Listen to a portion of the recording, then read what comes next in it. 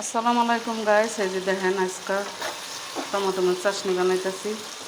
Tomato মাছ চাটনি বানাইবেন, মনে করেন পেঁয়াজটার একটু লাল করে একের বাদামি কালার করে তারপরে টমেটোটা দিয়ে দিবেন। এই যে কাঁচামরিচ দিছি, এই ধনিয়া পাতা দিতেছি। এদিকে আমরা রুটি দিয়ে খাই, আমাদের দেশে তো ভাত দিয়ে খাই আমরা টমেটো মাছ চাটনি, আর এখন রুটি দিয়ে খাইব। এই যে দেশের ধনিয়া পাতা আনছে কালকে মালিকের বউ। এই যে আমি টমেটো মাছ চাটনি একদিন বানিয়ে খাওয়াইছি, আমি প্রত্যেক দিন এটা বানাইতে দিলাম। এটা অনেক রুটি দিয়ে খাইব সকালের নাস্তা দিন। দেখেন এই দুটার একইটা খাইয়া দিচ্ছেন। পেঁয়াজারে বাদামি কালার করে লইবেন, লইয়া এরপরে এটা আমি যেজনের তেল দিছি, অনেক ইন্টারেস্ট লাগে এটা খাইলে। আমরা তো দেশে সয়াবিন তেল দিয়ে রান্ধি, এই দেশও যেজনের তেল দিয়ে রান্ধি। আল্লাহ হাফেজ, ভালো থাকেন।